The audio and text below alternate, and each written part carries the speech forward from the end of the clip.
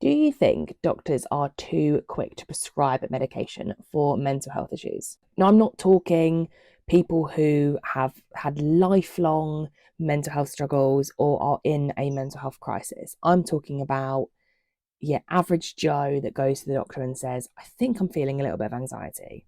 Because I think we've got into this rhythm of thinking medication can cure everything and going to medication as our first stop rather than as a stop a little way down the line. For those of you who don't know me, I'm Lauren. I'm the owner of The Honest Family. We create mental health and grief stationery to support people through their mental health journey. We lost our son at 8 days old and subsequently had two children, which I suffered really badly with postpartum depression.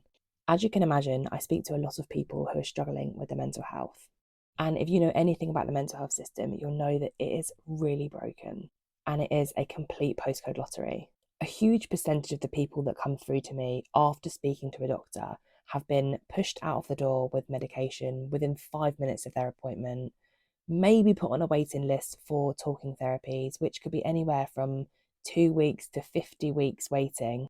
I'm feeling in a sort of state of despair, waiting for something to work, waiting for them to feel better. There are so many other strategies that people can try before they get to a point of needing to take medication that actually could make them feel better than medication. Because again, a huge number of people that I speak to, and I myself felt numb.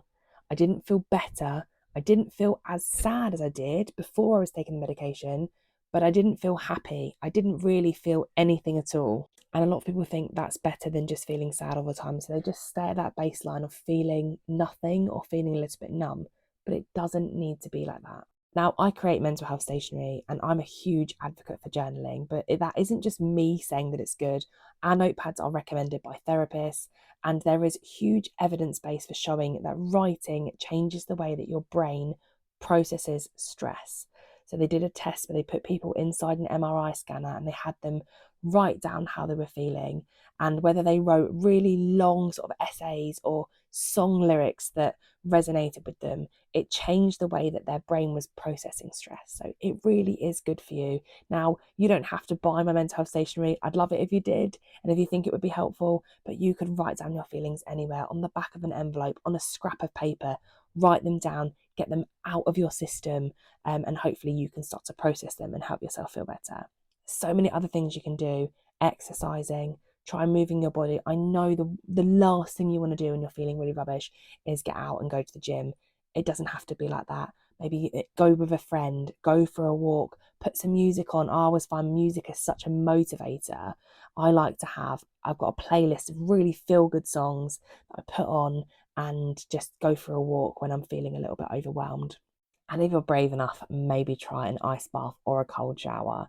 So I don't know if you've seen the Wim Hof documentary. I believe it was on Channel 4, but it talks about how beneficial ice baths are. And I know they're everywhere at the moment, but there really is science behind it. My husband did the whole way through lockdown. He had long COVID and he had depression, and he started doing ice baths and he found them so beneficial to his mental health.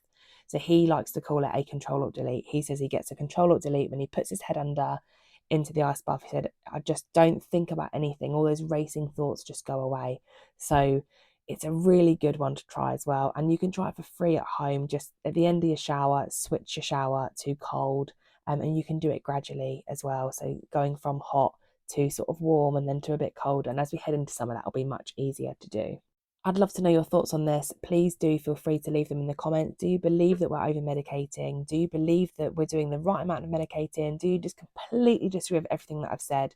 I think it's a really tricky conversation. Obviously, everybody is different, but I'd really appreciate your input on getting a general consensus on what people believe is happening in the mental health system right now.